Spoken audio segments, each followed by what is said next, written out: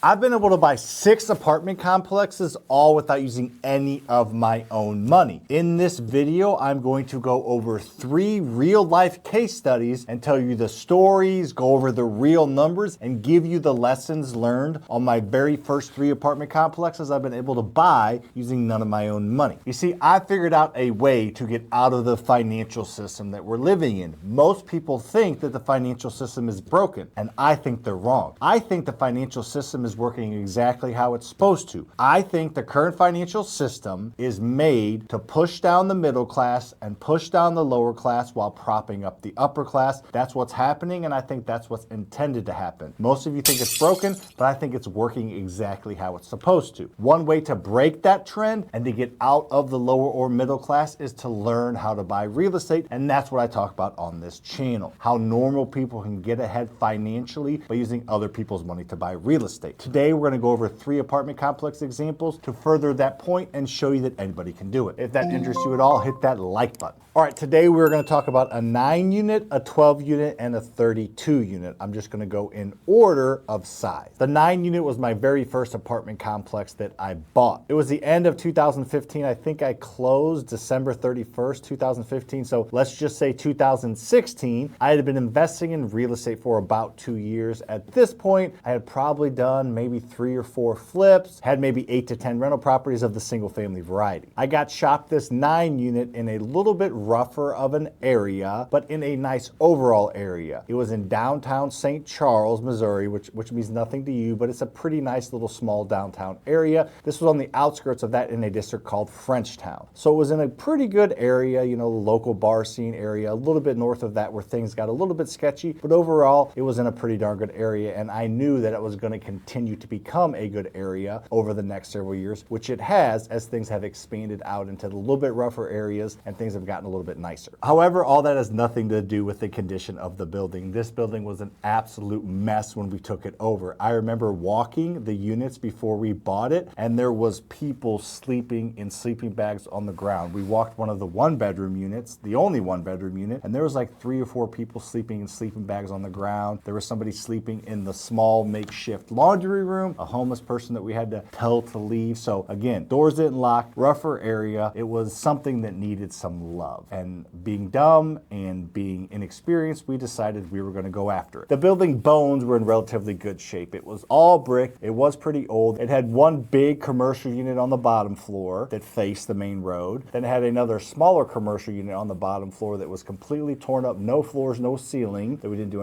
anything with for a while. On the first floor, facing the building in half of the building, and the back half behind that smaller commercial unit, there was a 1-bedroom residential apartment complex. Then upstairs, there was 6 efficiency or studio apartments. So that gave us our total of 9 units. We were able to get this thing under contract for $255,000. So pretty cheap, but it did need some work. We didn't know anything about buying apartment complexes. So we went to one of our private lenders we had used in the private deals and asked him to partner with us on the deal. He would bring down 25% for down payment, which is what the bank required, and the bank would do the other 75%. So he gave us a down payment of $64,000, which is 25% of the purchase price, and the bank gave us a loan for 75%, which was $191,000. Now we partnered straight up with the private lender on this deal. He got 25% of all the cash flow. There wasn't very much because of all the work we had to put into the property, and got 25% ownership. Over the next few years, we were doing a ton of work ourselves, trying to make the units nice upon turn. We basically took all of the cash flow that we made every single month and stuck it into the vacant units or stuck it into the common areas to make the place a little bit more desirable. We of course cleaned it up, made sure the doors worked and locked, and everything became pretty nicer pretty quickly. However, the only issue was, so after about 2 years, we got the property in pretty good shape and basically used all of our cash flow. But that next year, and it was about 2019, the property was producing $1,200 to $1,500 a month if I remember properly, so it was starting to produce some pretty good cash. At that point, we decided to do a cash out refinance and pay back our private lender their money out of the equity that we had created, so then we got full ownership. This was the plan all along, and even though it didn't seem like it, at the end, looking back, everything kind of went as planned, besides all the extra work we ended up putting into the property and not really cash flowing for 2 years. But after that 1 year of cash flow, we got the property reappraised, and it appraised for $455,000. So in 3 short years, we almost doubled the value of the building by increasing increasing the net income of that last year where everything was stabilized and we were cash flowing positively. Because if you didn't know, apartment complexes like this have a value based on the income that they produce. They're not like single family houses that are valued on what other houses in the area sold for. Apartment complexes are income producing properties, they're commercial loans, they're commercial properties, and the value of them is based on the income that they bring in. So obviously we increase the income by increasing the rent and making sure things were fully occupied, and therefore the net income went up and the value went up because it's based on the cap rate, which I'm not going to get into in this video, but I have a video or two on this channel about it if you want to look it up after this one. So let's go over the math, and I'll probably glance on the sheet here. So we got the property appraised for $455,000. The same small local bank we had the original loan with gave us an 80% cash out. So 80% of $455,000 is $364,000. And of course, these numbers will be up on the screen so you can kind of see. All right, let me go over the math now. I'll look at my phone and the calculator to give you the numbers. So the property appraised for $455,000. Like I said, we got a new 80% loan on that for $364,000. Now, naturally, we paid back that original loan we had with the bank that was $491,000, but it was paid down at this point by the rent to $165,000. So we paid that off. Then we paid the private lender their $64,000 that they gave us. And then also we paid them an additional $30,000 to get out of the deal as a kicker. So subtract that 30. So that left us with about $105,000 of tax-free leftover refinance money that we went ahead and put in the bank for future taxes, took a little bit out, and just had some security. So to round that out, we bought a property using none of our own money, not really knowing what we were doing, figured it out for 2 years, and then took advantage of the extra cash flow and the value increase, and we pulled some equity out, and we paid back our private lender their money. We paid back the original bank loan plus an extra kicker for the private lender, and he'd be getting cash flow, especially that last year. And boom, now we owned a 9-unit apartment complex without using any of our own money in 3 years. And flash forward 6 years to today, the property's probably worth about $750,000. So this is the power of income producing properties, and this is the power of owning multifamilies. You control the value because you control the net income to a certain degree. Of course, you can only charge a certain amount for rent, and you can only,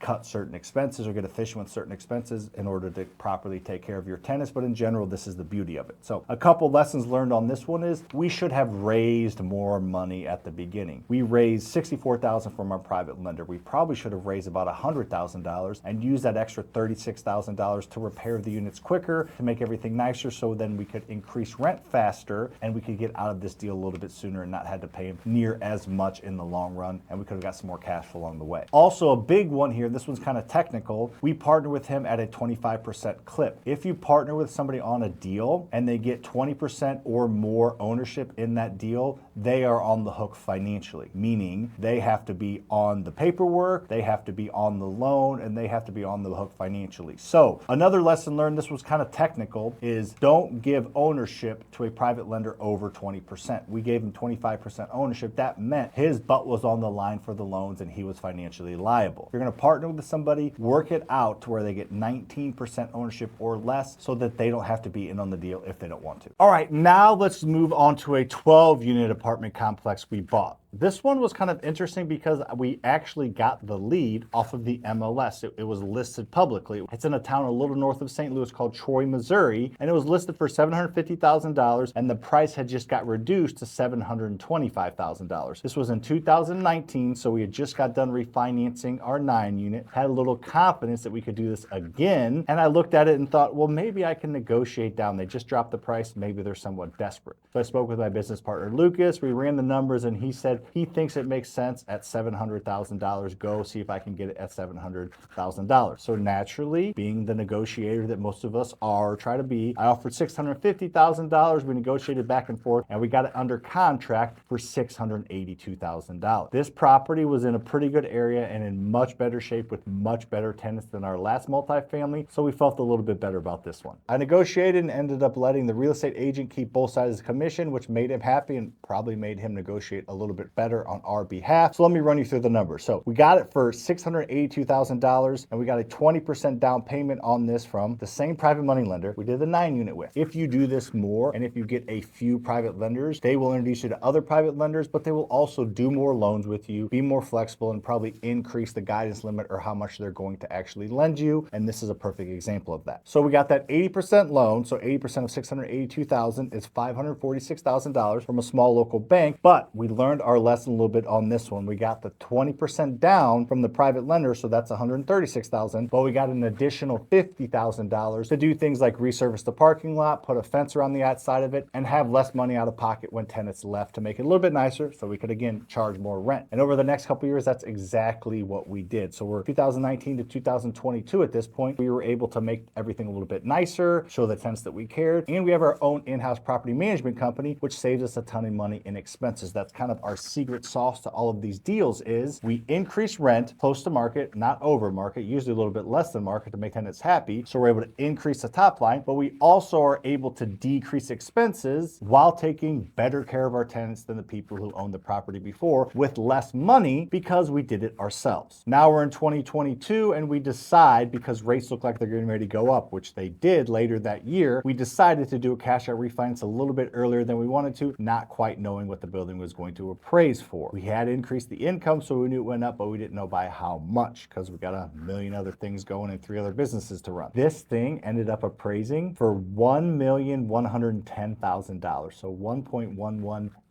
million.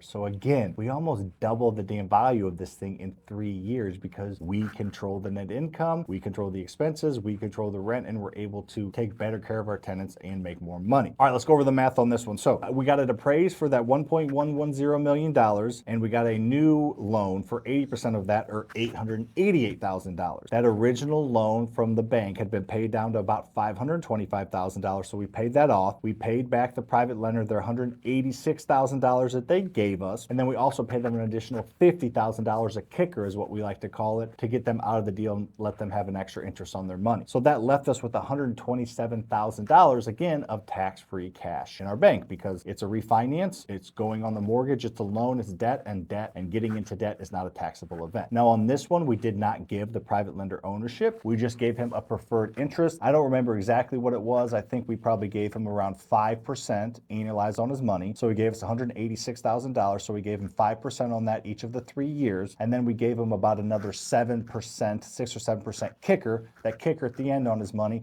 which got him to that 10 to 12% return. Again, I don't remember the exact numbers. I did all this, before we were really serious about making content and tracking all this stuff, but the numbers are generally pretty much right at that. I remember getting a check for around that $127,000. Anyways, he got a great return. He got some money along the way, and he got paid that extra kicker at the end and was ready to do more loans with us, which of course he has. So lessons learned on this one. This one actually went pretty smoothly, but something that I remember specifically, part of the reason we went with this deal, I told you earlier, is in Troy, Missouri, which is a little further north than anything else we own. So it's kind of on its own up there. But the maintenance person that did maintenance on the property came with it, meaning I think his wife had a full-time job and made pretty good money. So he just kind of hung out, played on his phone, and just kept an eye on everything and did routine maintenance things. And that made us feel a lot better about it. Well, the day after we closed, we called this gentleman to talk about how we were going to work with him and pay with him and get him on a 1099 contract. And he never answered his phone. Either got a new phone, gave us a lousy number, whatever happened, we never heard from him again. He completely abandoned us. Not the end of the world, but we just had to get some systems in place to take care of our tenants up north a little bit. I think we ended up talking with one of the tenants that was pretty handy. They kept an eye on the property until we built out our property management team. So we figured it out, but like anything else, things don't always go smoothly. All right, now let's get into the 32 unit. This one is quite the story. So buckle up and get ready to learn a lot. About 2017, so we're going back a few years, we got shopped this 32 unit. It's in a decent area, probably like a C plus area. So not dangerous, but not the best area. We didn't own a ton of rentals in the area, but we owned some around it. We love the property. We talked to the previous owner and he said that he collected all the rent in cash and went door by door every month with a gun in his back of his waistband to collect rent, and he collected rent every single month. Obviously, we didn't love that, but being young and dumb, we decided this is something that we can handle. We're not going to obviously do that. We're going to set up systems in place to collect rent, but it was a pretty good deal. We were able to get it under contract for $1.1 million for 32 units. I believe they were renting for around $500 a unit. They were all 1 bedrooms. This was 2 16-unit buildings side by side. We ended up getting under contract, but we didn't have the down payment, so we went to a small local bank to see if they would lend 100% on the deal, or if we could get some type of seller finance, and the banks wanted nothing to do with it. They didn't like the property, and we didn't have enough experience experience in real estate to take down a deal of this size. This is why I tell everybody, especially brand new students inside my community, this is why I tell them start with single families, get some experience, learn how to deal with tenants, learn how to deal with banks and private lenders and contractors and insurance agents, and get 20, 30 single family rentals. Do some flips, do some wholesales, and get a full experience in this space. It's much more liquid and you can catch a hot market and make a lot of money. And then after that, get into the multifamily game. So I saw this, the reason I tell people that is because I lived it. Now, again, we didn't bring a clean deal to the bank, but they didn't want anything to do with it, mainly because of our experience. So we didn't get the deal. Later that year, about 6 months later, we got a call from the broker who shopped us the deal, and he said that it was sold, as we knew, to somebody else, but that person was living in North Carolina and he wanted to talk to us. So we got on the phone with the new owner of this building who was living in North Carolina, and they were up it without a solution, meaning they were trying to turn the building around. They were trying to manage it from afar and manage a rehab. There was 32 units and probably 25 of them needed a decent, maybe 5 to 7K turn, which is a decent amount of money for the units of this size. And he was just bleeding cash and wasn't able to do anything. So we decided to do a future purchase in 12 months at $1.1 million,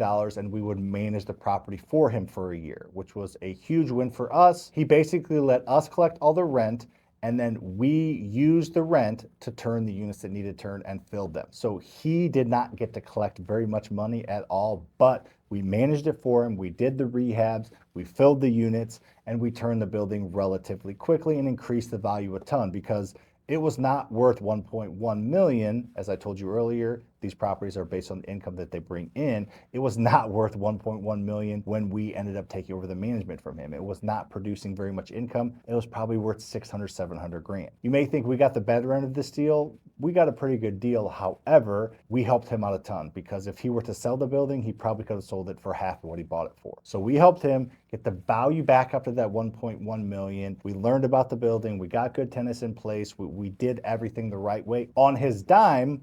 However, he had to spend it because he owned the building, and we did way more than most property managers would do. We didn't make any money. We didn't upcharge anything. However, we were able to buy the property for that 1.1 million. At this point, we had a good feel for the building. We had developed relationships with some banks, and we went to one of our private lenders, and we were able to bring 20% down on the deal. So let me break over the numbers for you, then we'll get the lessons learned. So again, we bought it for that 1.1 million in 2018 at this time. We got an 80% loan from the bank on this for $880,000. And since everything was in pretty good shape, we didn't need to raise any extra money. We got the other $220,000, or 20%, from a private lender, the same private lender that did all three of these deals. So we got everything in pretty good shape, so there wasn't as much room for upside. However, about 3 years later, in early to mid 2021, we got the property appraised, and it appraised for 1.5 million. So we didn't double the value, but we added a few hundred grand, about 400 grand worth of value. So like we did the other ones, we got an 80% loan on that. So 80% of 1.5 is 1.2. So that 1.2 million loan replaced the original bank loan. We paid that off. That was paid down to 790,000. We paid back our private lender their 220,000 plus interest of about $100,000. So do the math. That left us with $90,000 of leftover tax-free money,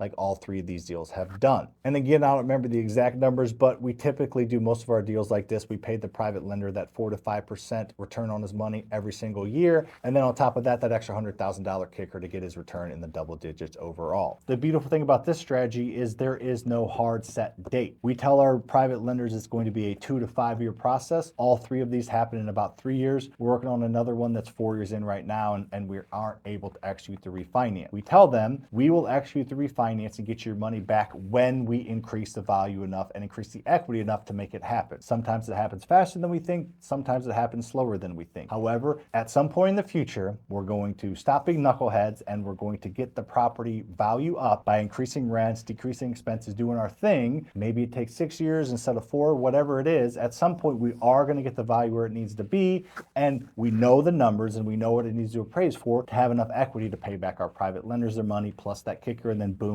we own it fully using none of our own money. These other two, we didn't give up any ownership. We just gave up a preferred interest and did a personal guarantee, so you can structure it any way you want. Lessons learned from this one, however, though, as I told you earlier, it was in like a C plus area, so not the best area and a little bit older of a building. We actually are thinking about selling this one, not necessarily because we have to. We're actually sitting pretty good on it. It's probably worth maybe 1.7, 1.8 right now, and I would guess we owe like 1.1, so we'll be able to pull out some money. We have just discovered that we want to own nicer assets. We used to be all about door count, 32 doors, 64 doors, 180 doors, 290 doors. Now we're more about value of our portfolio. The last few apartments that we bought were a 19 unit for 4.5 million, a 27 unit for 3 million, and then a 29 unit for 3.5 million. So we're getting nicer properties, more value, a little less cash flow that are pretty much turnkey, where it's going to take us, again, as I told you earlier, not 3 years, but maybe 5, 6 years to get that equity built, because we're slowly raising rent because rents are pretty good. We don't have a ton of expenses because the properties are in good shape, but we get efficient with expenses as far as property management goes. And eventually that equity swells up enough for us to snatch some of it and pay everybody back. So if you learned anything about real estate in this video, make sure to like, subscribe, and comment what you learned. We can have a conversation in the comment section. And also check out this video over here to learn more about real estate so you can get out of the middle class that's getting squeezed right now and bump yourself up to the upper class. See you on the next one.